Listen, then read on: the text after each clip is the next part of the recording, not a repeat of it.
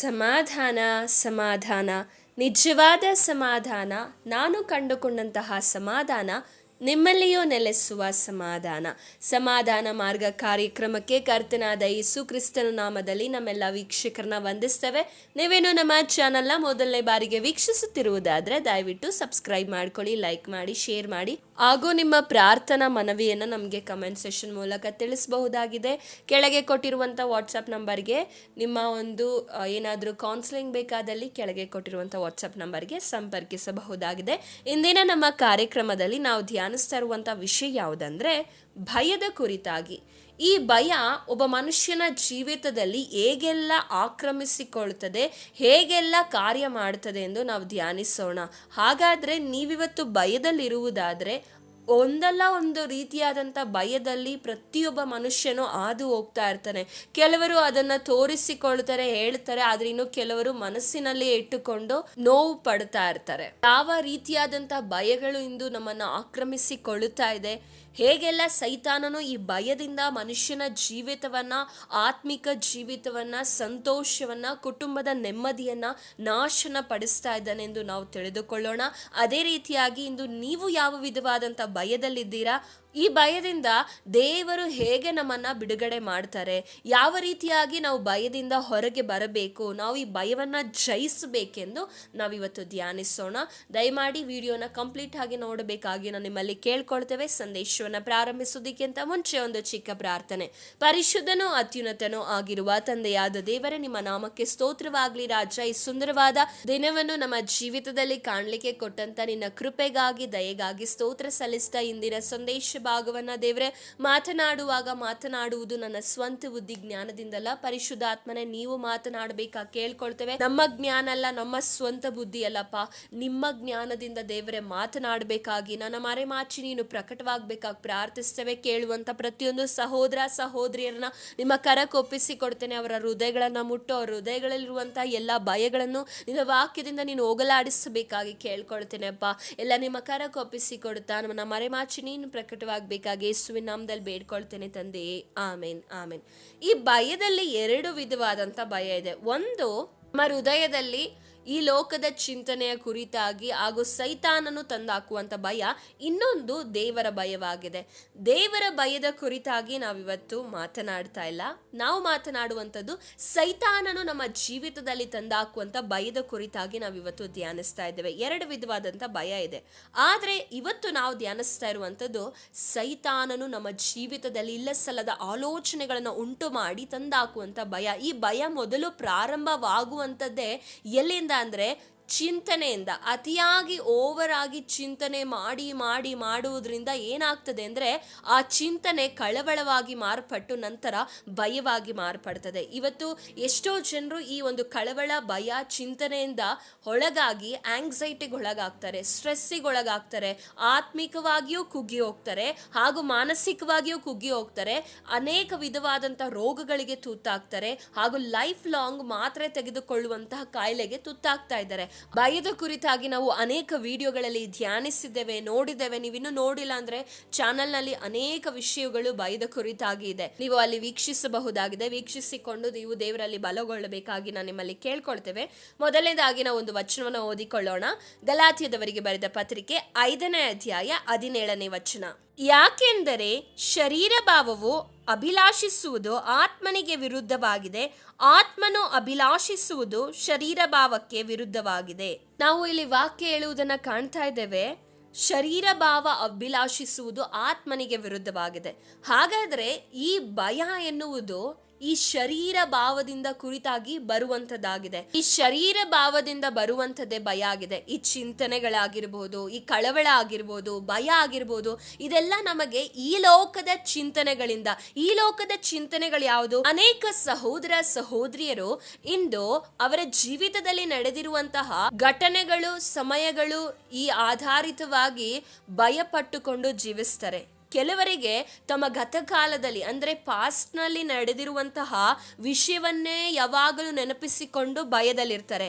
ಹಾಗೆ ಎರಡನೇದು ಪ್ರೆಸೆಂಟ್ ಅಂದರೆ ವರ್ತಮಾನ ಕಾಲದಲ್ಲಿ ಅವರ ಜೀವಿತದಲ್ಲಿ ನಡೆಯುತ್ತಾ ಇರುವಂತಹ ಸಂಭವಗಳನ್ನ ಅಥವಾ ಒಂದು ಸವಾಲುಗಳನ್ನ ನೋಡಿ ಅನೇಕರಿಗೆ ಭಯ ಉಂಟಾಗ್ತಾ ಇರ್ತದೆ. ಹಾಗೆ ಮುಂದಿನ ಭವಿಷ್ಯ, ಮೂರನೇದಾಗಿ ಮುಂದಿನ ಭವಿಷ್ಯ ಏನಾಗ್ತದೋ, ನನ್ನ ಜೀವಿತ ಏನಾಗುತ್ತೋ, ನಾನು ಚೆನ್ನಾಗಿರ್ತೀನೋ, ನನಗೆ ಒಳ್ಳೆಯ ಜೀವಿತ ಸಿಗ್ತದೋ, ಹೀಗೆ ಮುಂದಿನ ಕುರಿತಾಗಿ ಭಯದಲ್ಲಿ ಅನೇಕ ಮನುಷ್ಯರಿರ್ತಾರೆ. ಒಂದಲ್ಲ ಒಂದು ಭಯದಲ್ಲಿ, ಇಲ್ಲ ಗತಕಾಲದಲ್ಲಿ ನಡೆದಿರುವಂಥದ್ದು, ಇಲ್ಲ ಈಗಿನ ಸಂಭವಗಳನ್ನು ನೋಡುತ್ತಾ, ಅದೇ ರೀತಿಯಾಗಿ ಮುಂದಿನ ಸಂಭವವನ್ನು ನೋಡುತ್ತಾ, ಹೀಗೆ ಅನೇಕ ವಿಧವಾದಂತಹ ಭಯದಲ್ಲಿ ಅನೇಕ ಸಹೋದರ ಸಹೋದರಿಯರು ಇರುವುದನ್ನ ಕಾಣ್ತೇವೆ. ಆದ್ರೆ ದೇವರ ವಾಕ್ಯ ಹೇಳುತ್ತದೆ, ದೇವರು ನಮಗೆ ಕೊಟ್ಟಿರುವಂತ ಆತ್ಮ ಎಂತದಾಗಿದೆ ಅಂದ್ರೆ ಅದು ಧೈರ್ಯದ ಆತ್ಮ, ಏಡಿತನದ ಆತ್ಮವಲ್ಲ. ಆದ್ರೆ ಈ ಶರೀರ ಅಭಿಲಾಷೆಯು ಏನ್ ಮಾಡ್ತದೆ ಅಂದ್ರೆ ನಮ್ಮ ಆತ್ಮನ ಅನುಸಾರವಾಗಿ ವಿರುದ್ಧವಾಗಿ ಹೋರಾಡ್ತದೆ. ಅನೇಕ ಸಾರಿ ನಮ್ಮ ಆತ್ಮವು ನಮಗೆ ಹೇಳ್ತದೆ, ನಾವು ಧೈರ್ಯವಾಗಿರ್ಬೇಕು, ನಾವು ಸೋತು ಹೋಗಬಾರ್ದು, ನಾವು ಬಳಲಿ ಹೋಗಬಾರದು, ನಾವು ಕಳವಳಗೊಳ್ಳಬಾರ್ದು, ನಾವು ಚಿಂತೆಗೊಳ್ಳಬಾರ್ದು ಅಂತ ನಮ್ಮ ಆತ್ಮನು ನಮಗೆ ಎಚ್ಚರಿಸ್ತಾ ಇದ್ರೆ, ನಮ್ಮ ಶರೀರವು ಅದಕ್ಕೆ ವಿರುದ್ಧವಾಗಿ ಏನು ಮಾಡ್ತಾ ಇರ್ತದೆ, ಹೋರಾಡ್ತಾ ಇರ್ತದೆ. ನಾವು ಬೇಕಂತಲೇ ಅನೇಕ ಸಲ ಏನ್ ಮಾಡ್ತೇವೆ ಅಂದ್ರೆ ಸುಮ್ನೆ ಇಲ್ಲ ಸಲ್ಲದಂತಹ ಚಿಂತನೆಗಳು ಉಂಟಾಗ್ತದೆ. ಅನೇಕ ಸಹೋದರಿಯರು ಏನಾಗ್ತಾರೆ ಅಂದ್ರೆ ಈ ಚಿಂತನೆಗಳಿಗೊಳಗಾಗ್ತಾರೆ. ಅನೇಕ ಸಹೋದರರು, ನಾನು ಈ ಕೆಲಸವನ್ನ ಮಾಡಿದ್ರೆ ಈ ಒಂದು ಘಟನೆ ನಡೆದು ಬಿಟ್ರೆ ಅನ್ನುವಂಥ ಭಯ ಇರ್ತದೆ. ಅವ್ರು ಆ ಕೆಲಸವನ್ನು ಪ್ರಾರಂಭಿಸಿರೋದೇ ಇಲ್ಲ, ಆ ಕೆಲಸಕ್ಕೆ ಕೈ ಹಾಕಿರೋದೇ ಇಲ್ಲ, ಆ ಕೆಲಸದ ಕುರಿತಾಗಿ ವಿಚಾರಿಸಿರೋದೇ ಇಲ್ಲ. ಆಗಲೇ ಅವರಿಗೆ ಆ ಒಂದು ಕೆಲಸದಲ್ಲಿ ಏನಾಗ್ತದೋ, ಸೋಲು ಕಾಣ್ತೀನಿ ಅನ್ನೋ ಭಯ ಉಂಟಾಗ್ತದೆ. ಈ ಭಯ ಯಾಕೆ ಉಂಟಾಗ್ತದೆ ಅಂದ್ರೆ ಅವರ ಇಂದಿನ ಜೀವಿತದಲ್ಲಿ ನಡೆದಂತಹ ಕಾರ್ಯಗಳು, ಅವರ ಪಾಸ್ಟ್ ಲೈಫಲ್ಲಿ ಅಂದ್ರೆ ಅವರ ಗತ ಕಾಲದಲ್ಲಿ, ಅವರ ಜೀವಿತದಲ್ಲಿರುವಂತಹ ಭೂತಕಾಲದಲ್ಲಿ ನಡೆದಂತಹ ವಿಷಯವನ್ನೇ ನೆನೆಸಿಕೊಂಡು ಈಗ ಆ ಕೆಲಸವನ್ನು ಆರಂಭಿಸಲು ಎಷ್ಟೋ ಜನರಲ್ಲಿ ಭಯ ಇದೆ. ಆ ಲಾಸ್ಟ್ ಇಯರ್ ಇದೇ ಟೈಮ್, ಇದೇ ಸಮಯದಲ್ಲಿ ನಾನು ಈ ಕೆಲಸ ಪ್ರಾರಂಭಿಸಿದೆ, ಆ ಲಾಸ್ಟ್ ಇಯರ್ ನಡೆದಂತೆ ಈ ವರ್ಷನೂ ನಡೆದ್ರೆ, ಸೇಮ್ ಅದೇ ರೀತಿಯಾಗಿ ರಿಪೀಟ್ ಆದ್ರೆ. ಇನ್ನೂ ಕೆಲವರು ಹೇಗಿರ್ತಾರೆ ಅಂದ್ರೆ ಬೇರೆಯವರ ಜೀವಿತದಲ್ಲಿ ನಡೆಯುವುದನ್ನ ನೋಡಿ ಅವರ ಜೀವಿತದಲ್ಲಿ ನಡೆದ ಆ ರೀತಿಯಲ್ಲೇ ನನ್ನ ಜೀವಿತದಲ್ಲಿ ನಡೆದ್ರೆ, ಹೀಗೆ ಮನುಷ್ಯನ ಭಯ ಎಂಬುದು ಪ್ರತಿ ನಿಮಿಷ ಒಂದಲ್ಲ ಒಂದು ರೀತಿಯಲ್ಲಿ ಕಾಡ್ತಾ ಇರ್ತದೆ. ಇನ್ನು ಕೆಲವರು ಹೇಗೆ ಭಯ ಪಡ್ತಾರೆ ಅಂದ್ರೆ ಅವರು ಈಗಿರುವಂತಹ ಈ ಒಂದು ವರ್ತಮಾನ ಕಾಲದಲ್ಲಿ, ಪ್ರೆಸೆಂಟ್ ಸಿಚುಯೇಷನ್ ಅಲ್ಲಿ ಅವ್ರಿಗೇನಾದ್ರೂ ಅವರು ಪ್ರಾರ್ಥಿಸಿದಂತ ವಿಷಯಗಳಿಗೆ ಉತ್ತರ ಸಿಗದೆ ಇದ್ದಾಗ ಅವ್ರು ಏನಾಗ್ತಾರೆ ಅಂದ್ರೆ ಸ್ಟ್ರೆಸ್ ಆಗ್ತಾರೆ.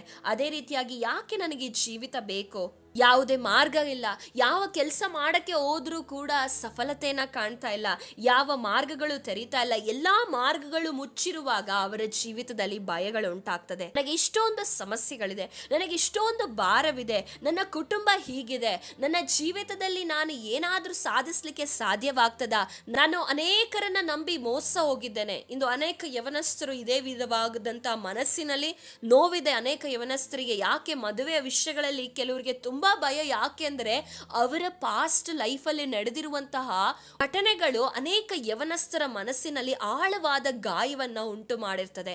ಆ ಕೆಲವರಿಗೆ ರಿಲೇಶನ್ಶಿಪ್ ಹೋಗಿಯೇ ಗಾಯ ಆಗಿರ್ತದೆ ಅಂತಲ್ಲ, ಅವರ ಕುಟುಂಬ ಜೀವಿತದಲ್ಲಿ, ಅವರ ತಂದೆ ತಾಯಿಯ ಜೀವಿತದಲ್ಲಿ ನಡೆದಿರುವಂತದ್ದು ಘಟನೆಯೂ ಕೂಡ ಕೆಲವರಿಗೆ ಗಾಯ ಉಂಟು ಮಾಡಿರ್ತದೆ. ಅದೇ ರೀತಿಯಾಗಿ ಅವರ ಸುತ್ತಮುತ್ತಲಿರುವಂತ ವಿವಾಹ ವಿಚಾರಗಳು ಅವರ ಮನಸ್ಸನ್ನ ಗಾಯ ಮಾಡಿರ್ತದೆ. ಪ್ರೀತಿಯ ಯವನಸ್ಥರೇ, ನಿಮ್ಮ ಮನಸ್ಸಿನಲ್ಲಿರುವ ಈ ಗಾಯವನ್ನ ಯೇಸು ಸ್ವಾಮಿಯು ತೊಳೆದಾಕ್ತಾರೆ. ನೀವು ಆಗಬೇಕು, ನಿಮ್ಮ ಮನಸ್ಸು ಗುಣವಾಗಬೇಕು. ನೀವು ಗುಣವಾಗಲಿಲ್ಲವಾದ್ರೆ, ನೀವು ಗುಣವಾಗದೆ ನೀವು ಇನ್ನೊಂದು ಜೀವಿತಕ್ಕೆ ಕಾಲಿಡುವಾಗ, ನೀವು ಹೊಸ ಲೈಫಿಗೆ ಕಾಲಿಡುವಾಗ ಅಲ್ಲಿ ನಿಮಗೆ ಸಮಾಧಾನವಾಗಿರ್ಲಿಕ್ಕೆ ಸಾಧ್ಯ ಇಲ್ಲ. ಎಷ್ಟೋ ಗಂಡ ಹೆಂಡತಿಯಲ್ಲಿ ಹೊಸದಾಗಿ ಮದುವೆ ಆಗಿರುವವರಲ್ಲಿ ಈ ಒಂದು ಅನ್ಯೂನ್ಯತೆ ಯಾಕೆ ಬರ್ತಾ ಇಲ್ಲ ಅಂದ್ರೆ ಕಾರಣ ಇಷ್ಟೇ, ಅವರ ಗತಕಾಲದಲ್ಲಿ ಅವ್ರ ಮನಸ್ಸಿನಲ್ಲಿ ಯಾವುದೋ ಗಾಯ ಇರ್ತದೆ, ಅದರಿಂದನೇ ಅವರು ಆ ರೀತಿಯಾಗಿ ಬಿಹೇವ್ ಮಾಡ್ತಾ ಇರ್ತಾರೆ. ದಯಮಾಡಿ ನೀವು ಇದನ್ನ ಅರ್ಥ ಮಾಡಿಕೊಳ್ಬೇಕು. ನಿಮ್ಮ ಸಂಗಾತಿ ಏನಾದ್ರೂ ಒಂದು ವಿಷಯದಲ್ಲಿ ನಿಮಗೆ ಕೋಪರೇಟ್ ಮಾಡ್ತಾ ಇಲ್ಲ ಅಂದ್ರೆ ಅವರ ಮನಸ್ಸಿನಲ್ಲಿ ಏನೋ ಒಂದು ಗತಕಾಲದಲ್ಲಿ ನಡೆದಿರುವಂತ ಘಟನೆಗಳಿರ್ಬೋದು, ಅವ್ರ ಮನಸ್ಸಿನಲ್ಲಿ ಒಂದು ಕಹಿಯಾದ ಭಾವನೆಗಳಿರ್ಬೋದು. ಇದೆಲ್ಲ ನೀವು ಹೀಲ್ ಆಗ್ಬೇಕು. ಯಾಕೆಂದ್ರೆ ದೇವರು ತಾನು ಇದನ್ನೆಲ್ಲ ಗುಣಪಡಿಸುವಾತನಾಗಿದ್ದಾನೆ. ಕೀರ್ತನೆಗಳು 147ನೇ ಅಧ್ಯಾಯ 3ನೇ ವಚನ ಹೇಳುವ ಪ್ರಕಾರ, ಮುರಿದ ಮನಸ್ಸುಳ್ಳವರನ್ನ ವಾಸಿ ಮಾಡಿ ಅವರ ಗಾಯಗಳನ್ನು ಕಟ್ಟುವ ಆತನಾಗಿರುವ ಯೇಸು ಕ್ರಿಸ್ತನ ಬಳಿ ನೀವು ನಿಮ್ಮ ನೋವುಗಳನ್ನ, ಗಾಯಗಳನ್ನ, ನಿಮ್ಮ ಇನ್ಸೆಕ್ಯೂರಿಟೀಸ್ಗಳನ್ನ ಹೇಳಿಕೊಳ್ಳುವಾಗ ಕರ್ತನು ತಾನೇ ಅದನ್ನ ವಾಸಿ ಮಾಡ್ತಾನೆ. ಈ ಶರೀರ ಭಾವವು ಆತ್ಮನ ವಿರುದ್ಧವಾಗಿ, ಈ ಶರೀರ ಭಾವದ ಅಭಿಲಾಷೆ ಆತ್ಮನ ವಿರುದ್ಧವಾಗಿ ಹೋರಾಡ್ತದೆ. ನಿಮ್ಮ ಮನಸ್ಸಿನಲ್ಲಿ ಇಲ್ಲ ಸಲ್ಲದ ಚಿಂತನೆಗಳನ್ನು ತಂದು ನಿಮ್ಮ ಪ್ರಾರ್ಥನಾ ಜೀವಿತಕ್ಕೆ ಅಡ್ಡಿ ಉಂಟು ಮಾಡ್ತದೆ, ನಿಮ್ಮ ಆತ್ಮಿಕ ಜೀವಿತಕ್ಕೆ. ನಿಮ್ಮ ಕುಟುಂಬದಲ್ಲಿ ನೀವು ಸಂತೋಷವಾಗಿರ್ಲಿಕ್ಕೆ ಸಾಧ್ಯನೇ ಇಲ್ಲ. ಯಾವಾಗ ನೋಡಿದ್ರು ಏನೋ ಒಂದು ಭಯ, ಕಳವಳ. ಎಷ್ಟೋ ಸಹೋದರಿಯರು ಮೆಸೇಜ್ ಮಾಡ್ತಾರೆ, ನನಗೆ ನನ್ನ ಕುಟುಂಬದಲ್ಲಿ ನಾನು ನೆಮ್ಮದಿಯಾಗಿರ್ಲಿಕ್ಕೆ ಆಗ್ತಾ ಇಲ್ಲ, ಯಾಕೆಂದ್ರೆ ನನಗೆ ಈ ಭಯ ಕಾಡ್ತಾ ಇರುತ್ತೆ. ಇನ್ನು ಕೆಲವರಿಗೆ ಮರಣದ ಭಯ, ಕೆಲವರಿಗೆ ಮಾಟ ಮಂತ್ರದಿಂದ ಉಂಟಾಗುವ ಭಯ. ಏನೋ ಆಗೇ ಇರೋದಿಲ್ಲ, ಆದ್ರೂ ನನಗೆ ಇದರಿಂದನೇ ಆಗಿದೆ ಅನ್ನೋ ಕಲ್ಪಿಸಿಕೊಂಡು ಅನೇಕರು ಏನು ಮಾಡ್ತಾರೆ ಅಂದ್ರೆ ಅವರ ಜೀವಿತದಲ್ಲಿ ಭಯಗಳನ್ನ ಅವರಾಗೆ ತಂದುಕೊಳ್ತಾ ಇದ್ದಾರೆ. ನೀವು ಈ ಭಯವನ್ನ ಯಾವಾಗ ನಿಮ್ಮ ಜೀವಿತದಲ್ಲಿ ಇಟ್ಟುಕೊಂಡಿರ್ತಿರೋ, ಈ ಭಯದ ಆತ್ಮನು ನಿಮ್ಮಲ್ಲಿ ಇರುವಾಗ ಸೈತಾನನು ಇದೊಂದು ಆಯುಧವಾಗಿ ಉಪಯೋಗಿಸಿಕೊಂಡು ನಿಮ್ಮನ್ನ ಕುಗ್ಗಿಸಲು, ನಿಮ್ಮನ್ನ ಮನಸ್ಸನ್ನ ಸೋಲಿಸಲು, ನಿಮ್ಮ ಜೀವಿತವನ್ನ, ನಿಮ್ಮ ಹೃದಯಗಳನ್ನ ಒಡೆಯಲು ಸೈತಾನನು ಇದನ್ನ ಆಯುಧವಾಗಿ ಉಪಯೋಗಿಸಿಕೊಳ್ತಾನೆ. ಎಚ್ಚರವಾಗಿರ್ಬೇಕು. ಎಷ್ಟೋ ಜನ ಹೀಲಾಗಿಲ್ಲ, ಇನ್ನು ಎಷ್ಟೋ ಜನ ಬಿಡುಗಡೆ ಆಗಿಲ್ಲ, ಭಯದ ಆತ್ಮನಿಂದ ಬಿಡುಗಡೆ ಆಗಿಲ್ಲ. ಎಷ್ಟೋ ಜನ ಇನ್ನು ಅದೇ ಬಂಧನದಲ್ಲಿದ್ದೀರಾ, ಅದೇ ನೋವಿನಲ್ಲಿದ್ದೀರಾ. ಎಷ್ಟೋ ಜನ ಇಂದು ಪಾಪದಿಂದ ಬಿಡುಗಡೆ ಆಗಿಲ್ಲ.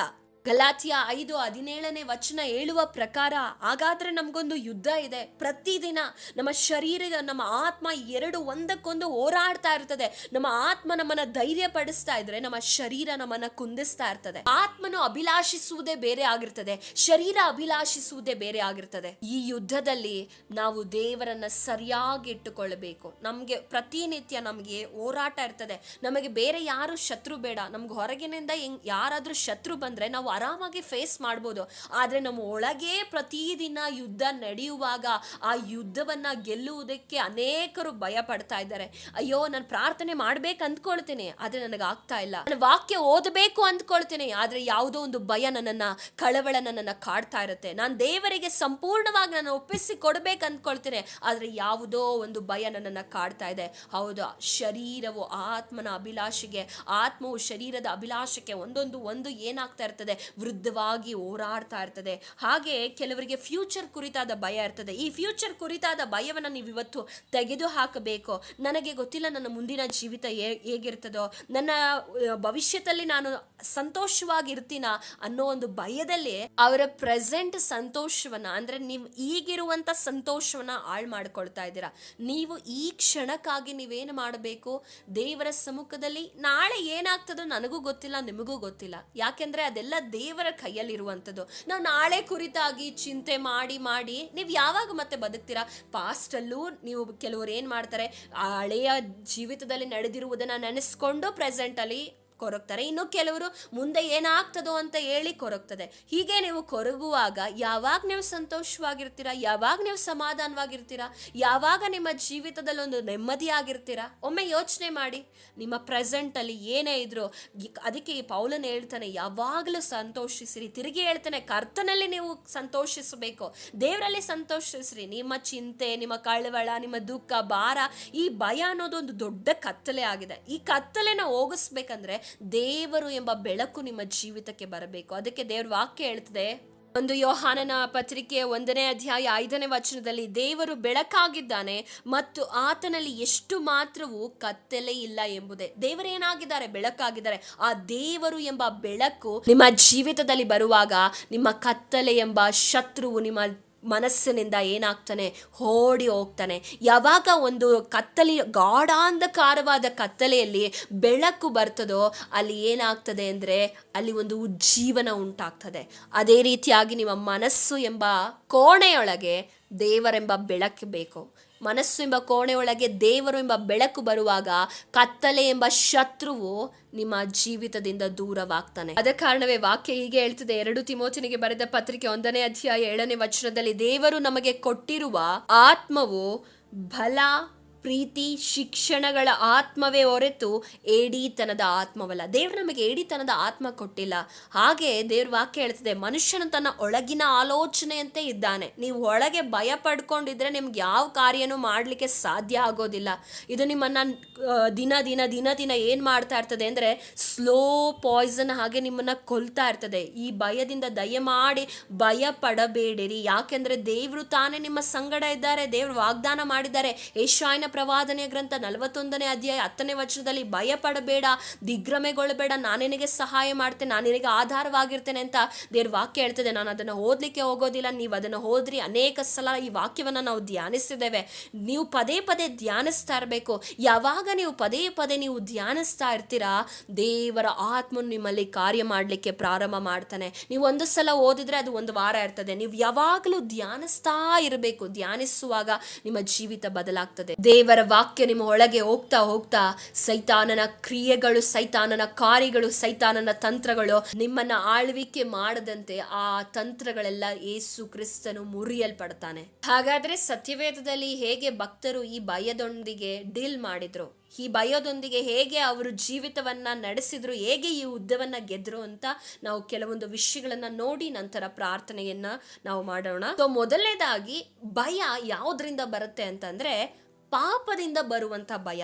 ಇವತ್ತು ನಾವು ಕಾಣ್ತೇವೆ, ಎಷ್ಟೋ ಜನರು ಅವರಿಗೆ ಹೊರಗೆ ನೀವು ತಪ್ಪು ಮಾಡಿದ್ದೀರಾ ಅಂತ ಹೇಳೋದಕ್ಕಿಂತ ಒಳಗಿನ ಮನಸ್ಸಾಕ್ಷಿಯೇ ಎಷ್ಟೋ ಜನರನ್ನ ಡಿಪ್ರೆಷನ್ಗೆ ಒಳಪಡಿಸಿರುವಂತ ಕಾರ್ಯವನ್ನ ನಾವು ನೋಡ್ತೇವೆ. ಹೊರಗೆ ಜನರು ನಮಗೆ ಹೆಚ್ಚಾಗಿ ನೀವು ತಪ್ಪು ಮಾಡಿದ್ದೀರಾ ಅಂತ ನಮಗೆ ಬ್ಲೇಮ್ ಮಾಡೋದಕ್ಕಿಂತ ನಮ್ಮ ಮನಸ್ಸಾಕ್ಷಿ ಇದೆಯಲ್ಲ, ನಮ್ಮ ಮನಸ್ಸಾಕ್ಷಿಯೇ ನಮ್ಮನ್ನ ಹೆಚ್ಚು ಚುಚ್ಚುತ್ತಾ ಇರ್ತದೆ, ನಮ್ಮನ್ನ ಕುಗ್ಗಿಸ್ತಾ ಇರ್ತದೆ. ನೀನು ತಪ್ಪು ಮಾಡಿದ್ಯಾ, ಈ ಕಾರ್ಯ ಮಾಡಿದ್ಯಾ, ಆ ಕಾರ್ಯ ಮಾಡಿದ್ಯಾ ಅಂತ. ಹಾಗೆ ಎಷ್ಟೋ ಜನರು ಈ ತಪ್ಪು ಮಾಡಿರುವಂತ ಕಾರ್ಯದ ನಿಮಿತ್ತವಾಗಿ ಭಯದಲ್ಲಿದ್ದಾರೆ. ಫಿಯರ್ ಫ್ರಮ್ ಸಿನ್, ಪಾಪದಿಂದ ಭಯಕ್ಕೆ ಒಳಗಾಗಿ ಎಷ್ಟೋ ಜನರು ಇವತ್ತು ಜೀವಿಸುವುದನ್ನು ನಾವು ಕಾಣ್ತೇವೆ. ಈ ಒಂದು ಭಯ ನಮ್ಗೆ ಯಾವಾಗ ಅಟ್ಯಾಕ್ ಆಗ್ತದೆ ಅಂದ್ರೆ, ಯಾವಾಗ ನಮ್ಮನ್ನ ಆಕ್ರಮಿಸಿಕೊಳ್ತದೆ ಅಂದ್ರೆ, ನಾವು ಸತ್ಯವೇದದಲ್ಲಿ ಕಾಣ್ತೇವೆ, ಜೆನೆಸಿಸ್ ಚಾಪ್ಟರ್ 3 ವರ್ಸ್ 9 ಮತ್ತೆ 10 ಅಲ್ಲಿ ನಾವು ನೋಡ್ತೇವೆ, ತರುವಾಯ ಯೆಹೋವ ದೇವರು ಸಂಜೆಯ ತಂಗಾಳಿಯಲ್ಲಿ ತೋಟದೊಳಗೆ ಸಂಚರಿಸುತ್ತಿರುವಾಗ ಆ ಸ್ತ್ರೀ ಪುರುಷರು ಆತನ ಸಪ್ಪಳ ಕೇಳಿ ಆತನಿಗೆ ಕಾಣಿಸಬಾರದೆಂದು ತೋಟದ ಮರಗಳ ಹಿಂದೆ ಅಡಗಿಕೊಂಡನು. ಯೆಹೋವ ದೇವರು ಮನುಷ್ಯನನ್ನು ನೀನು ಎಲ್ಲಿರುತ್ತಿ ಎಂದು ಕೂಗಿಕೊಳ್ಳಲು ಅವನು, ನೀನು ತೋಟದಲ್ಲಿ ಸಂಚರಿಸುವ ಸಪ್ಪಳವನ್ನ ನಾನು ಕೇಳಿ ಬೆತ್ತಲೆಯಾಗಿದ್ದೇನಲ್ಲ ಎಂದು ಎದರಿ ಅಡಗಿಕೊಂಡೆನು ಅಂದನು. ಆದಾಮನು ಮತ್ತು ಅವಳು ಯಾಕೆ ಅಡಗಿಕೊಂಡಿದ್ದಾರೆ? ಯಾಕೆಂದ್ರೆ ಅವರಿಗೆ ಗೊತ್ತಾಯಿತು ನಾನು ತಪ್ಪು ಮಾಡಿದ್ದೇನೆ ಅಂತ. ಯಾವಾಗ ನಮ್ಮ ಜೀವಿತದಲ್ಲಿ ಪಾಪ ನಮ್ಮನ್ನ ಆಳ್ವಿಕೆ ಮಾಡ್ತದೋ ಆ ಸಮಯದಲ್ಲಿ ನಮಗೆ ಹೆದರಿಕೆ ಉಂಟಾಗ್ತದೆ, ಭಯ ಉಂಟಾಗ್ತದೆ. ಅದಕ್ಕೂ ಮುಂಚೆ ಮೇಲಿನ ಅಧ್ಯಾಯಗಳಲ್ಲೆಲ್ಲ ವಚನಗಳೆಲ್ಲ ನಾವು ಕಾಣ್ತೇವೆ, ಅವರಿಬ್ಬರು ದೇವರ ಹತ್ರ ಸಂತೋಷವಾಗಿದ್ರು, ಅವರು ಭಯವಿಲ್ಲದೆ ಮಾತನಾಡ್ತಾ ಇದ್ರು. ಮೇಲಿನೆಲ್ಲ ವಚನಗಳಲ್ಲಿ ನೀವು ನೋಡ್ಬೋದು, ಅವರು ಸಂತೋಷವಾಗಿ ಆದಾಮನು ದೇವರೊಟ್ಟಿಗೆ ಮಾತನಾಡ್ತಾನೆ. ಎಲ್ಲ ಏನ್ ಮಾಡ್ತಾರೆ, ದೇವರು ಎಲ್ಲ ಪ್ರಾಣಿ ಪಕ್ಷಿಗಳನ್ನ ಸೃಷ್ಟಿ ಮಾಡಿ ಆದಾಮನ ಬಳಿ ಕರ್ಕೊಂಡು ಬರ್ತಾನೆ, ಅವನು ಅದಕ್ಕೆ ಹೆಸರಿಡ್ತಾನೆ. ಹಾಗೆ ಆತನಿಗೆ ಸರಿಯಾದಂತ ಒಂದು ಜೋಡಿಯನ್ನ ದೇವರು ಮಾಡಿಕೊಡ್ತಾರೆ. ಆ ಸಮಯದಲ್ಲೆಲ್ಲ ಇಲ್ಲದೆ ಇರುವ ಹೆದರಿಕೆ ಈಗ ಯಾಕೆ ಬಂದಿದೆ? ಯಾಕೆಂದ್ರೆ ಅವರಲ್ಲಿ ಪಾಪವು ಆಳ್ವಿಕೆ ಮಾಡಿತು. ಅವರನ್ನ ಪಾಪವು ಯಾವಾಗ ಆಳ್ವಿಕೆ ಮಾಡಿತೋ ಆಗ ಅವರಲ್ಲಿ ಹೆದರಿಕೆ ಉಂಟಾಯಿತು. ಯಾವಾಗ ನೀವು ಪಾಪ ಮಾಡ್ತಿರೋ ಆಗ ನಿಮ್ಮಲ್ಲಿ ಭಯ ಉಂಟಾಗ್ತದೆ, ಆಗ ನಿಮ್ಮಲ್ಲಿ ಹೆದರಿಕೆ ಉಂಟಾಗ್ತದೆ. ಆ ಗಿಲ್ಟಿ ಕಾನ್ಶಿಯಸ್ನೆಸ್ ನಿಮ್ಮನ್ನ ಏನ್ ಮಾಡ್ತಾ ಇರ್ತದೆ, ನಿಮ್ಮಲ್ಲಿ ಭಯವನ್ನ ಉಂಟು ಮಾಡ್ತಾ ಇರ್ತದೆ. ದೇವರ ಸಪ್ಪಳವನ್ನ ಕೇಳಿ ಅವ್ರಿಗೆ ಏನಾಯ್ತು, ಭಯ ಉಂಟಾಗ್ತಾ ಇದೆ. ಇವತ್ತು ನಮ್ಮಲ್ಲಿಯೂ ಸಹ ಅದೇ ವಿಧವಾದಂಥ ಭಯಗಳು ಉಂಟಾಗ್ತಾ ಇದೆಯಾ? ಅಯ್ಯೋ ನಾನು ತಪ್ಪು ಮಾಡಿಬಿಟ್ಟೆ, ನಾನು ಪಾಪ ಮಾಡಿಬಿಟ್ಟೆ, ನನ್ನನ್ನು ಕ್ಷಮಿಸೋರು ಯಾರಿಲ್ಲ, ಯಾರು ನನ್ನನ್ನು ಕ್ಷಮಿಸೋದಿಲ್ಲ, ಯಾರ ಬಳಿ ಹೇಳಿಕೊಳ್ಳಲಿ ಎಂಬುವ ಭಯದಿಂದ ನೀವೇನಾದರೂ ಇವತ್ತು ಇರುವುದಾದರೆ ದೇವರು ತಾನೇ ನಿಮ್ಮನ್ನ ಏನು ಮಾಡ್ತಾ ಇದ್ದಾನೆ ಅಂದ್ರೆ ಆ ಪಾಪವೆಂಬ ಭಯದಿಂದ ನಿಮ್ಮನ್ನ ಬಿಡುಗಡೆ ಕೊಡುವ ಆತನಾಗಿದ್ದಾನೆ. ಯಜ್ಞದ ಕುರಿಮರಿಯ ರಕ್ತದಿಂದ ನಿಮ್ಮ ಪಾಪವು ಬಿಡುಗಡೆ ಆಗಲ್ಪಟ್ಟು ನಿಮ್ಮ ಭಯದಿಂದ ಯೇಸು ಸ್ವಾಮಿ ಬಿಡಿಸಲಿದ್ದಾನೆ. ಸಹೋದರ ಸಹೋದರಿಯರೇ, ಈ ಭಯ ನನ್ನ ಜೀವಿತದಲ್ಲಿ ನಾನು ಅನುಭವಿಸಿದ್ದೇನೆ. ನಾನು ಹೀಗೆ ಮಾಡಿಬಿಟ್ಟನಲ್ಲ, ನನ್ನ ಜೀವಿತ ಚೆನ್ನಾಗಿರ್ತದ, ನನ್ನ ಈ ತಪ್ಪಿನಿಂದ ಏನಾಗ್ತದೆ, ನನ್ನ ಜೀವಿತ ಸ್ಪಾಯ್ಲ್ ಆಗ್ತದಲ್ಲ ಅನ್ನೋ ಅನೇಕ ದಿವಸಗಳು ಈ ಭಯ ನಾನು, ಅನೇಕ ವರ್ಷಗಳೇ ಈ ಭಯದಲ್ಲಿ ನಾನು ಜೀವಿಸಿದೆ. ಆದರೆ ಯಾವಾಗ ದೇವರ ಕರವು ನನ್ನ ಮನಸ್ಸನ್ನು, ನನ್ನ ಜೀವಿತವನ್ನು ಮುಟ್ಟಿತೋ ಅಂದಿನಿಂದ ಈ ಭಯ ನನಗಿಲ್ಲ. ಯಾಕೆಂದರೆ ಯಾವಾಗೆಲ್ಲ ನನಗೆ ಆ ಭಯಗಳು ಕಾಡಲ್ಪಡ್ತದೋ ಆಗ ದೇವರ ವಾಕ್ಯವು ನನಗೆ ನೆನಪಿಸುವುದೇನೆಂದರೆ 2 ಕೊರಿಂಥದವರಿಗೆ ಬರೆದ ಪತ್ರಿಕೆ 5ನೇ ಅಧ್ಯಾಯ 17ನೇ ವಚನದಲ್ಲಿ ಹೇಳುವ ಪ್ರಕಾರ, ಯಾವನಾದರೂ ಕ್ರಿಸ್ತನಲ್ಲಿದ್ದರೆ ಅವನು ನೂತನ ಸೃಷ್ಟಿಯಾಗುವನು, ಈಗೋ ಪೂರ್ವ ಸ್ಥಿತಿ ಹೋಗಿ ಎಲ್ಲವೂ ನೂತನವಾಯಿತು.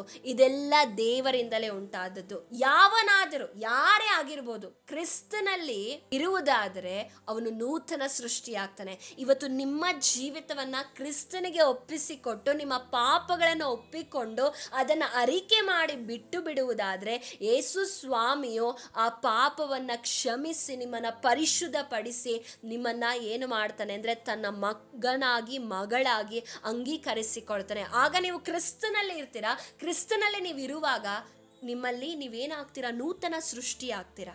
ನೂತನ ಸೃಷ್ಟಿಯಾಗುವಾಗ ಹಳೆ ವಿಚಾರಗಳು, ನೀವು ಸತ್ತು ಹೋಗ್ತೀರಾ, ನೀವು ನೂತನವಾಗಿ ಹೊಸದಾಗಿ ಹುಟ್ಟುತ್ತೀರಾ. ನಿಮ್ಮ ಆ ಪಾಪದ ಪಾಲಿಗೆ ನೀವು ಸತ್ತ ಮೇಲೆ ನಿಮ್ಮ ಜೀವಿತದಲ್ಲಿ ಮತ್ತೆ ಅದನ್ನು ನೆನೆಸಿಕೊಂಡು ಕೊರಗುವ ಅವಶ್ಯಕತೆ ಇಲ್ಲ. ಹಳೆದನ್ನು ನೆನೆಸಿ ಕೊರಗುವ ಸಹೋದರ ಸಹೋದರಿಯೇ ಅದನ್ನು ಬಿಟ್ಟು ಬಿಡು. ಯಾಕೆಂದರೆ ಪೂರ್ವ ಕಾಲವನ್ನು ನೆನೆಸದೆ, ನೀನು ಚಿಂತಿಸದೆ ದೇವರನ್ನು ನೀನು ಯೋಚನೆ ಮಾಡು. ನೀನೀಗ ಕ್ರಿಸ್ತನಲ್ಲಿ ನೂತನ ಸೃಷ್ಟಿಯಾಗಿದೆಯಾ?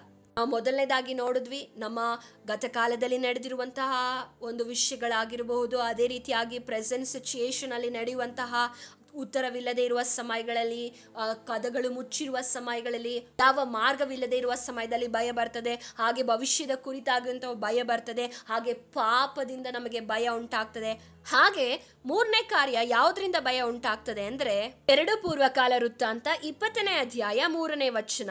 ನಾವು 1, 2, 3 ಈ 3 ವಚನವನ್ನು ಓದಿಕೊಳ್ಳೋಣ. ಇದಾದ ಮೇಲೆ ಮೋವಾಬ್ಯರು, ಅಮೋನಿಯರು, ಮೆಘೂನ್ಯರಲ್ಲಿ ಕೆಲವರು ಯೆಹೋಷಾಫಾಟನಿಗೆ ವಿರುದ್ಧವಾಗಿ ಯುದ್ಧಕ್ಕೆ ಬಂದರು. ದೂತರು ಬಂದು ಯೆಹೋಷಾಫಾಟನಿಗೆ, ಮಹಾಸಮೂಹವು ನಿನಗೆ ವಿರುದ್ಧವಾಗಿ ಲವಣ ಸಮುದ್ರದ ಆಚೆಯಲ್ಲಿರುವ ಅರಾಮ್ ಪ್ರಾಂತ್ಯದ ಕಡೆಯಿಂದ ಬಂದು ಈಗ ಹೆಂಗೆದೆನೆನಿಸಿಕೊಳ್ಳುವ ಹಚೇಚೋನ್ ತಾಮಾರಿನಲ್ಲಿ ಇರುತ್ತಾನೆಂದು ತಿಳಿಸಿದಾಗ ಯೆಹೋಷಾಫಾಟನು ಎದರಿ. ಯೆಹೋಷಾಫಾಟನು ಏನು ಮಾಡ್ತಾ ಇದ್ದಾನೆ ಇಲ್ಲಿ? ಮೋವಾಬ್ಯರು, ಅಮೋನಿಯರು, ಮೆಘೂನಿಯರಲ್ಲಿ ಕೆಲವರು ಅವನ ವಿರುದ್ಧವಾಗಿ ಲವಣ ಸಮುದ್ರದಿಂದ ಅವನಿಗೆ ಯುದ್ಧವನ್ನ ಮಾಡಲಿಕ್ಕೆ ಬರ್ತಾ ಇದ್ದಾರೆ, ಮಹಾಸಮೂಹವು ಅಂತ ಹೇಳುವಾಗ ಅವನಲ್ಲಿ ಏನಾಯ್ತಂದ್ರೆ ಭಯ ಉಂಟಾಯಿತು. ಹಾಗಾದ್ರೆ ಭಯ ಯಾವುದರಿಂದ ಉಂಟಾಗ್ತದೆ ಅಂದರೆ, ಕೆಲವೊಂದು ನಮ್ಮ ಜೀವಿತದಲ್ಲಿ ನಾವು ಎಕ್ಸ್ಪೆಕ್ಟ್ ಮಾಡದೇ ಇರುವಂತಹ ವಿಷಯಗಳು ನಮ್ಮ ಜೀವಿತದಲ್ಲಿ ಬರುವಾಗ ನಮಗೆ ಭಯ ಉಂಟಾಗ್ತದೆ. ಇಲ್ಲಿ ರಾಜನನ್ನೇ ಭಯ ಬಿಟ್ಟಿಲ್ಲ, ಹಾಗಾದರೆ ಸಾಮಾನ್ಯ ಮನುಷ್ಯರು ನಮ್ಮನ್ನು ಭಯ ಬಿಡ್ತದ? ಈ ಭಯ ಅನ್ನೋದು ಯಾರನ್ನೂ ಬಿಡೋದಿಲ್ಲ. ರಾಜ ಆಗಿರ್ಬೋದು, ಮಂತ್ರಿ ಆಗಿರ್ಬೋದು, ಅಥವಾ ನೀನು ಕೆಲಸ ಮಾಡೋನೇ ಆಗಿರ್ಬೋದು, ಯಾರೇ ಆಗಿದ್ರೂ ಈ ಭಯವು ಆಕ್ರಮಿಸಿಕೊಳ್ತದೆ. ಆಗ ಯೆಹೋಷಾಫಾಟನು ಎದುರುಕೊಳ್ತಾನೆ. ಆದರೆ ಎದುರುಕೊಂಡು ಅವನು ಚಿಂತೆಗೆ ಒಳಗಾಗಲಿಲ್ಲ. ಅದರ ಬದಲಾಗಿ ಯಾರನ್ನು ಆಶ್ರಯಿಸಿಕೊಳ್ತಾನೆ? ಕೆಳಗಿನ ವಚನ ಓದಿಕೊಳ್ಳಿ. ಯೆಹೋವನನ್ನೇ ಆಶ್ರಯಿಸಿಕೊಳ್ಳಬೇಕೆಂದು ನಿರ್ಣಯಿಸಿಕೊಂಡು ಯಹೂದ್ಯರೆಲ್ಲರೂ ಉಪವಾಸ ಮಾಡಬೇಕೆಂದು ಪ್ರಕಟಿಸಿದನು. ಈ ಯೆಹೋಷಾಫಾಟನಲ್ಲಿರುವ ಗುಣ ಇವತ್ತು ನಾವು ಅಳವಡಿಸಿಕೊಳ್ಳಬೇಕು. ನಾವೇನ್ ಮಾಡ್ತೇವೆ? ನಮ್ಮ ಜೀವನದಲ್ಲಿ ಕೆಲವೊಮ್ಮೆ ಅನಿರೀಕ್ಷಿತ ಘಟನೆಗಳು ನಡೆಯುವಾಗ ನಾವು ತುಂಬಾ ಎದರಿ ಏನು ಮಾಡ್ತೇವೆ ಅಂದ್ರೆ ಸೋತು ಹೋಗ್ಬಿಡ್ತೇವೆ, ಕಳವಳಗೊಳ್ತೇವೆ, ಚಿಂತೆಗೊಳಗಾಗ್ತೇವೆ. ಎಷ್ಟೋ ಜನರು ಸತ್ತೇ ಹೋಗ್ತಾರೆ. ಯೆಹೋಷಾಫಾಟನು ಎದುರ್ತಾನೆ. ಆದರೆ ಎದುರಿ ಏನನ್ನ ತೀರ್ಮಾನ ಮಾಡ್ತಾನೆ, ನಿರ್ಣಯಿಸಿಕೊಳ್ತಾನೆ ಅಂದರೆ ಯೆಹೋವನನ್ನು ಆಶ್ರಯಿಸಿಕೊಳ್ಬೇಕು. ಅಂದರೆ ದೇವರನ್ನ ಆಶ್ರಯಿಸಿಕೊಳ್ಬೇಕೆಂದು ನಿರ್ಣಯ ಮಾಡಿಕೊಂಡು, ಅಂದರೆ ಅವನು ಡಿಸೈಡ್ ಮಾಡಿಕೊಂಡು ಒಂದು ಪ್ರಕಟಣೆ ಹೊರಡಿಸ್ತಾನೆ. ಏನಂದರೆ ಯಹೂದ್ಯರೆಲ್ಲರೂ ಸೇರಿ ನೀವೇನು ಮಾಡಬೇಕು? ಉಪವಾಸ ಮಾಡಬೇಕು.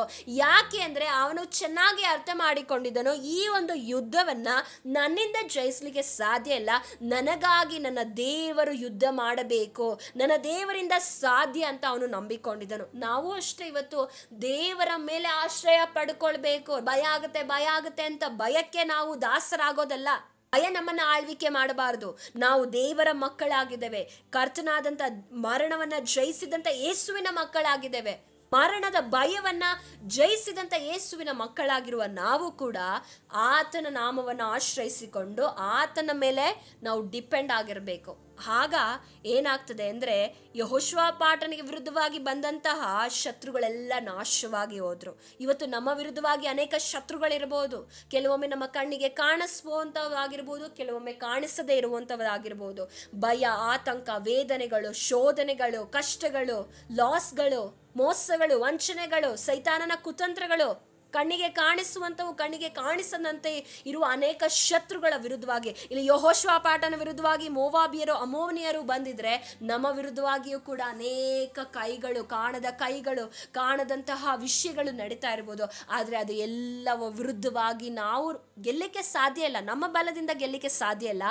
ದೇವರು ನಮ್ಮ ಪಕ್ಷದಲ್ಲಿ ಇರುವುದಾದರೆ, ದೇವರನ್ನು ನಾವು ಆಶ್ರಯಿಸಿಕೊಳ್ಳುವುದಾದರೆ ನಾವು ಖಂಡಿತವಾಗಿಯೂ ಅದನ್ನು ಜಯಿಸಲಿಕ್ಕೆ ಸಾಧ್ಯವಾಗ್ತದೆ. ಹಾಗಾದರೆ ನಾಲ್ಕನೇದಾಗಿ ಯಾವುದರಿಂದ ನಮಗೆ ಭಯ ಬರ್ತದೆ ಅಂದರೆ, ಅನಿರೀಕ್ಷಿತ ಘಟನೆಗಳು ನಮ್ಮ ಜೀವಿತದಲ್ಲಿ ಬರುವಾಗ ನಮಗೆ ಭಯ ಉಂಟಾಗ್ತದೆ. ಆ ಭಯದಲ್ಲಿ ನಾವು ಚಿಂತೆಗೆ ಒಳಗಾಗಿ ಸೋತು ಹೋಗದೆ ನಾವು ದೇವರನ್ನ ನಿರೀಕ್ಷಿಸಬೇಕು, ದೇವರನ್ನ ಹುಡುಕುವವರಾಗಬೇಕು. ನೀವು ಹುಡುಕುವವರಾಗಿದ್ದೀರಾ? ಒಮ್ಮೆ ಯೋಚನೆ ಮಾಡಿ ಸಹೋದರ ಸಹೋದರಿಯರೇ. ಈ ಭಯ ಎಂಬುದು ಸೈತಾನನ ದೊಡ್ಡ ಏನಾಗಿದೆ ಅಂದರೆ ಬಾಣವಾಗಿದೆ. ನಮ್ಮನ್ನ ಸೋಲಿಸಲು ಉಪಯೋಗಿಸುವಂಥ ದೊಡ್ಡ ಬಾಣ ಈ ಭಯ ಆಗಿದೆ. ಈ ಶತ್ರುವಿನ ಬಾಣವನ್ನು ನಾವು ಸೋಲಿಸ್ಬೇಕಂದ್ರೆ ನಾವು ಸರ್ವಾಯುಧಗಳನ್ನು ಧರಿಸಿಕೊಳ್ಬೇಕು. ಈ ಸರ್ವಾಯುಧಗಳನ್ನು ಧರಿಸಿಕೊಳ್ಳದೇ ಇದ್ರೆ ನಾವು ನಿಜವಾಗಿಯೂ ಜಯಿಸಲಿಕ್ಕೆ ಸಾಧ್ಯವಿಲ್ಲ. ನಮ್ಮ ಜೀವಿತದಲ್ಲಿ ನಾವು ಈ ಅನಿರೀಕ್ಷಿತ ಘಟನೆಗಳು ಬರುವಾಗ ನಾವು ಹೆದರಬಾರ್ದು. ಯಾಕೆಂದ್ರೆ ಈ ಒಂದು ಜೀವಿತ ಅನ್ನೋದು ಯುದ್ಧ. ಯಾವಾಗ ಯಾವ ಸಮಯದಲ್ಲಿ ಏನು ಬೇಕಾದರೂ ಆಗ್ಬೋದು. ಆದರೆ ಈ ಎಲ್ಲ ಸಮಯಗಳಲ್ಲೂ ದೇವರು ನಮ್ಮ ಜೊತೆ ಇರ್ತಾರೆ ಎಂಬ ಒಂದು ನಮಗೆ ಧೈರ್ಯ ಇರಬೇಕು. ಹಾಗೆ 2 ಕೊರಿಂಥದವರಿಗೆ ಬರೆದ ಪತ್ರಿಕೆ 2ನೇ ಅಧ್ಯಾಯ 11ನೇ ವಚನ ಹೇಳುವ ಪ್ರಕಾರ ಸೈತಾನನ ತಂತ್ರಗಳನ್ನು ನಾವು ಬಲ್ಲವರಾಗಿದ್ದೇವೆ. ನಮಗೆ ಗೊತ್ತಿದೆ ಆತನ ತಂತ್ರ ಏನು, ನಮ್ಮನ್ನು ನಾಶಪಡಿಸಬೇಕು, ನಮ್ಮನ್ನು ಸೋಲಿಸಬೇಕು, ನಾವು ಈ ಭೂಮಿಯಲ್ಲಿ ಇಲ್ಲದೆ ಆಗಬೇಕನ್ನೋದೇ ಅವನ ತಂತ್ರ ಆಗಿದೆ. ಆದ ಕಾರಣ ಆತನ ತಂತ್ರವನ್ನು ಅರಿತವರಾದ ನಾವುಗಳು ಯಾವಾಗಲೂ ನಾವೇನ್ ಮಾಡಬೇಕು? ದೇವರನ್ನ ಆಶ್ರಯಿಸಿಕೊಳ್ಬೇಕು. ಇಂಗ್ಲಿಷ್ನಲ್ಲಿ ಒಂದು ಸೇಯಿಂಗ್ಸ್ ಇದೆ, A part time Christian cannot overcome A full time devil. ಅಂದರೆ ನೀವು ಯಾವಾಗಾದರೂ ಒಂದೊಂದ್ಸಲ ಕೆಲವೊಮ್ಮೆ ನೀವು ಕ್ರೈಸ್ತರಾಗಿರುವಂಥವರು ಎಲ್ಲ ಸಮಯದಲ್ಲೂ ಕೆಲಸ ಮಾಡುವಂಥ ಕಾರ್ಯ ಮಾಡುವ ಸೈತಾನನ ವಿರುದ್ಧವಾಗಿ ಜಯಿಸಲು ಸಾಧ್ಯವಿಲ್ಲ. ಆದ ಕಾರಣ ಯಾವಾಗಲೂ ದೇವರನ್ನು ಆಶ್ರಯಿಸಿಕೊಂಡವರಾಗಿರ್ರಿ. ಕೊನೆಯದಾಗಿ ನಾವು ಒಂದು ವಚನವನ್ನು ನೋಡೋಣ. ನಾನು ಅದನ್ನು ಓದಲಿಕ್ಕೆ ಹೋಗೋದಿಲ್ಲ, ಆದರೆ ಅದರ ಕುರಿತಾಗಿ ನಾವು ಕೆಲವೊಂದು ವಿಷಯಗಳನ್ನು ಧ್ಯಾನಿಸೋಣ. 1 ಸಮುವೇಲನ ಪುಸ್ತಕ 17ನೇ ಅಧ್ಯಾಯ 11ರಿಂದ 24ನೇ ವಚನ ನೀವು ದಯಮಾಡಿ ಓದಿರಿ. ಇಲ್ಲಿ ನಾವು ಕಾಣ್ತೇವೆ, ಈ ಗೋಲಿಯಾತನೆಂಬ ಒಬ್ಬ ಫಿಲಿಸ್ಟಿಯನ್ ಇರ್ತಾನೆ. ಅವನು ಏನು ಮಾಡ್ತಾ ಇರ್ತಾನೆ? ಇಸ್ರಾಯೇಲರನ್ನ ಪ್ರತಿದಿನ ಬಂದು, ನಿಮ್ಮಲ್ಲಿ ಯಾರಾದರೂ ವೀರನಿದ್ರೆ ನನ್ನ ವಿರುದ್ಧವಾಗಿ ಬಂದು ನೀವೇನು ಮಾಡಬೇಕು? ಯುದ್ಧ ಮಾಡಬೇಕು. ಹಾಗೆ ಯುದ್ಧ ಮಾಡುವುದಾದರೆ ನನ್ನ ಎಲ್ಲ ಸೈನ್ಯದವರು ನಿಮಗೆ ದಾಸರಾಗ್ತಾರೆ. ಅಕಸ್ಮಾತ್ ನನ್ನ ಸೋಲಿಸಲಿಲ್ಲ ಅಂದರೆ ನಿಮ್ಮ ಎಲ್ಲ ಸೈನ್ಯದವರು ನನಗೇನಾಗಬೇಕು? ನಮಗೆ ದಾಸರಾಗಬೇಕಂತ ಹೇಳ್ತಾರೆ. ಹೀಗೆ ಅವನು ಪ್ರತಿದಿನ ಏನು ಮಾಡ್ತಾನೆ ಅಂದರೆ, ಮೊದಲು ಅವನು ಮಾಡುವಂಥ ಕಾರ್ಯ ಏನಂದರೆ ಮಾತಿನಿಂದ ಇಸ್ರಾಯೇಲರನ್ನ ಭಯಪಡಿಸ್ತಾ ಇರ್ತಾನೆ. 40 ದಿವಸ ಆ ಫಿಲಿಸ್ಟಿಯನು ಇಸ್ರಾಯೇಲರನ್ನ ಬಂದು ಭಯಪಡಿಸ್ತಾ ಇರ್ತಾನೆ. 11ನೇ ವಚನದಲ್ಲಿ ಕಾಣ್ತೇವೆ, ಸೌಲನು ಮತ್ತು ಇಸ್ರಾಯೇಲರು ಎಲ್ಲರೂ ಫಿಲಿಸ್ಟಿಯನ ಮಾತನ್ನ ಕೇಳಿ ಏನ್ ಮಾಡ್ತಾರೆ? ಬಹಳವಾಗಿ ಭಯಪಟ್ಟು ಅವರ ಎದೆನೆ ಒಡೆದು ಹೋಗೋಷ್ಟು ಭಯ ಆಯ್ತು ಅವರ ಜೀವಿತದಲ್ಲಿ. ಹೀಗೆ ಇವತ್ತು ನಮಗೂ ಅಷ್ಟೇ, ಗೋಲಿಯಾತನ ಮಾತುಗಳನ್ನ ಕೇಳಿ ಹೇಗೆ ಇಸ್ರಾಯೇಲರ ಎದೆ ಒಡೆಯುತ್ತೋ, ಇವತ್ತು ಸೈತಾನನು ಅನೇಕ ಮನುಷ್ಯರ ಮೂಲಕವಾಗಿ ನಮಗೆ ತರುವಂತ ಮಾತುಗಳ ಮೂಲಕವಾಗಿ ನಮ್ಮ ಎದೆಯೂ ಕೂಡ ಅಷ್ಟೇ ಒಡೆದು ಭಯಭ್ರಾಂತರಾಗಿರುವ ಸಹೋದರ ಸಹೋದರಿಯರೇ, ದೇವರು ನಿಮ್ಮ ಜೊತೆಯಲ್ಲಿದ್ದಾರೆ. ಹಾಗಾದ್ರೆ 5ನೇ ವಿಷಯ, ನಮಗೆ ಭಯ ಯಾವುದರಿಂದ ಬರುತ್ತೆ ಅಂದ್ರೆ ಕೆಲವರ ಮಾತುಗಳನ್ನ ಕೇಳುವಾಗ ನಮಗೆ ಭಯ ಉಂಟಾಗ್ತದೆ. ಕೆಲವೊಮ್ಮೆ ನಮಗೆ ಮಾತನ್ನ ನೋಡಿದ್ರೆ ಭಯ ಆಗ್ತದೆ, ಇನ್ನು ಕೆಲವೊಮ್ಮೆ ಸಮಸ್ಯೆಗಳನ್ನ ನೋಡುವಾಗ ಭಯ ಆಗ್ತದೆ. 24ನೇ ವಚನದಲ್ಲಿ ಕಾಣ್ತೇವೆ, ಇಸ್ರಾಯೇಲರು ಅವನನ್ನ ನೋಡಿ ಬಹಳವಾಗಿ ಭಯಪಟ್ಟರು. ನಮಗೂ ಅಷ್ಟೇ ಅನೇಕ ಸಲ ಈ ಇಸ್ರಾಯೇಲರ ಹಾಗೆ ಸಮಸ್ಯೆಗಳನ್ನ ನೋಡುವಾಗ, ಶತ್ರುಗಳನ್ನ ನೋಡುವಾಗ, ಮಾರ್ಗ ಇಲ್ಲದೆ ಇರುವುದನ್ನ ನೋಡುವಾಗ ಭಯ ಉಂಟಾಗ್ತದೆ. ಆದರೆ ದಾವೀದನಲ್ಲಿದ್ದಂತಹ ಆ ಧೈರ್ಯದ ಆತ್ಮನು ನಮ್ಮಲ್ಲಿ ಇರುವುದಾದರೆ ಈ ಗೋಲಿಯಾತನ ಮಾತುಗಳನ್ನಾಗಬಹುದು ಅಥವಾ ಇವನ ನೋಡಿ ಆದ್ರೂ ನಮಗೆ ಭಯ ಆಗೋದಿಲ್ಲ. ಯಾವಾಗ ಅಂದರೆ ದಾವೀದನ ಹಾಗೆ ದೇವರನ್ನು ಆಶ್ರಯಿಸಿಕೊಳ್ಳುವಾಗ, ದಾವೀದನ ಹಾಗೆ ದೇವರಲ್ಲಿ ನಾವು ಇರುವಾಗ, ದಾವೀದನ ಹಾಗೆ ದೇವರೊಟ್ಟಿಗೆ ಕನೆಕ್ಷನ್ ಇಟ್ಟುಕೊಳ್ಳುವಾಗ ನಮಗೆ ಈ ಭಯದಿಂದ ಓವರ್ಕಮ್ ಆಗಲಿಕ್ಕೆ ಸಾಧ್ಯವಾಗ್ತದೆ. ಪ್ರಾರ್ಥನೆ ಮಾಡ್ರಿ, ಪ್ರಾರ್ಥನೆಯಿಂದಲೇ ನೀವು ಈ ಭಯದಿಂದ ಹೊರಗೆ ಬರಲಿಕ್ಕೆ ಸಾಧ್ಯವಾಗ್ತದೆ. ನೀವು ಯುದ್ಧ ಮಾಡುವಾಗ, ಎಕ್ಸ್ಪೆಷಲಿ ಸೈತಾನನೊಟ್ಟಿಗೆ ಯುದ್ಧ ಮಾಡುವಾಗ ನಿಮ್ಮಲ್ಲಿ ಭಯ ಇರಬಾರ್ದು. ಭಯ ಇರಬಾರ್ದಂದ್ರೆ ನೀವು ಯಾವಾಗಲೂ ದೇವರನ್ನು ಆಶ್ರಯಿಸಿಕೊಂಡವರಾಗಿರಬೇಕು. ದೇವರ ವಾಕ್ಯಗಳ ಮೂಲಕ ಆಶೀರ್ವದಿಸಲಿ. ನಾವು ಪ್ರಾರ್ಥನೆ ಮಾಡೋಣ. ಪರಿಶುದ್ಧನೂ ಅತ್ಯುನ್ನತನೂ ಆಗಿರುವ ದೇವರೇ, ನಿಮ್ಮ ನಾಮಕ್ಕೆ ಸ್ತೋತ್ರವಾಗಲಿ. ಇವತ್ತೊಂದು ಒಳ್ಳೆಯ ಸಂದೇಶವನ್ನು ಕೇಳಿದಕ್ಕಾಗಿ ಸ್ತೋತ್ರ ಸಲ್ಲಿಸ್ತೇವೆ. ಹೌದು ರಾಜ, ಈ ಸಮಯದಲ್ಲಿ ಯಾರ್ಯಾರು ಭಯದಲ್ಲಿದ್ದಾರೋ ನಿನ್ನ ಆತ್ಮನ ಅಭಿಷೇಕದಿಂದ ಅವ್ರನ್ನ ತುಂಬಿಸು. ಭಯದ ಆತ್ಮದಿಂದ ಅವರಿಗೆ ಬಿಡುಗಡೆ ಕೊಡಬೇಕಾಗಿ ಎಲ್ಲ ನಿಮ್ಮ ಕರೆಗಳಿಗೆ ಒಪ್ಪಿಸಿಕೊಡ್ತೆ. ಯೇಸುವಿನ ನಾಮದಲ್ಲಿ ಬೇಡ್ಕೊಳ್ತೇನೆ ತಂದೆಯೇ, ಆಮೇನ್ ಆಮೇನ್. ದೇವರು ನಿಮ್ಮನ್ನು ಆಶೀರ್ವದಿಸಲಿ. Thanks for watching. God bless you.